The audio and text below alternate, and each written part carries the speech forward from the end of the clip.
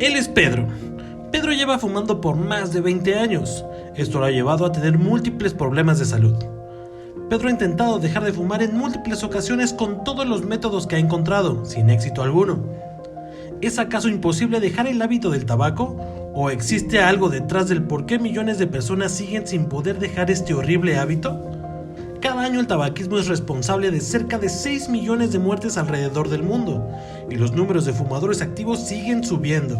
Pero ¿cómo es esto posible con tantas instituciones que buscan acabar con el tabaquismo? Este dilema es parte de una gran estructura a la que se le ha denominado como la mafia del cáncer, y todo comienza aquí, desde un fumador como lo es Pedro. Él, junto con los millones y millones de fumadores en el mundo que no son capaces de dejar el tabaco, son parte de un círculo vicioso que solo llena los bolsillos de las gigantes corporaciones, instituciones y organizaciones en el mundo. Este problema de salud pública evidentemente desencadena una serie de muertes prematuras a causa del tabaquismo, y que, aunque no lo creas, también es parte de este mecanismo tan bien elaborado. Aunque los gobiernos justifican los altos impuestos al tabaco con el costo a la salud pública que esto ocasiona, también es cierto que implica un ahorro en pensiones debido a las muertes prematuras. Y claro, ¿sobre quiénes recae la carga de pagar por todos estos tratamientos? Es correcto, el resto de la población cubre los déficits mediante los impuestos hacia el Estado. Y es con este dinero que el Estado financia parcialmente los tratamientos, mismo dinero que termina en las bolsas de la industria farmacéutica. La otra parte es financiada por el fumador. Bastante loco, ¿cierto? Pues está a punto de ponerse aún más loco. Las organizaciones no gubernamentales de la salud pública y antitabaco son quienes dan la cara ante los problemas como el tabaquismo, y son quienes deberían estar a la vanguardia en cuestiones de campañas de prevención y tratamientos contra el tabaquismo. Sin embargo, esto es muy poco probable, dado que estas organizaciones son financiadas tanto por la misma industria farmacéutica como por el Estado directamente. Esto se ha visto reflejado únicamente en el aumento de los impuestos, lo cual implicaría mayores recursos para todos.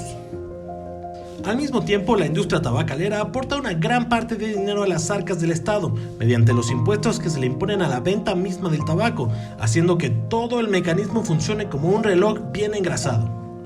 Y esto se complica cada vez más, puesto que los miembros de la clase política también tienen parte dentro de este engranaje.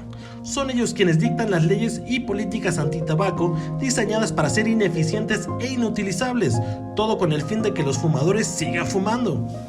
Si hasta este punto aún no te lo sospechas, quienes dictan estas leyes y políticas no actúan por cuenta propia, ni tienen las manos limpias, puesto que la corrupción y la persuasión son parte de la misma industria tabacalera, así como la industria farmacéutica y las mismas ONGs antitabaco.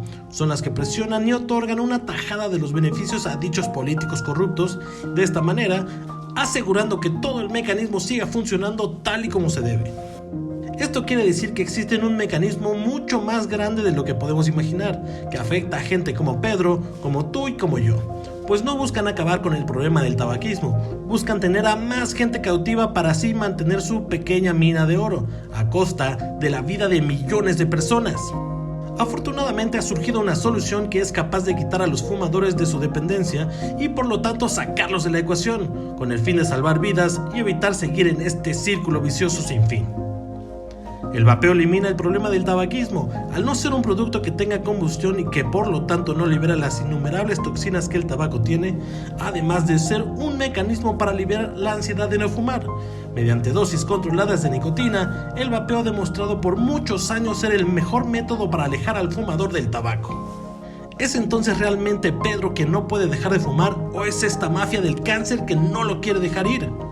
Así es como el vapeo se ha convertido en la tecnología destructiva que rompe con el mecanismo de esta mafia del cáncer. El vapeo quita a Pedro de la ecuación y todo ese mecanismo se derrumba.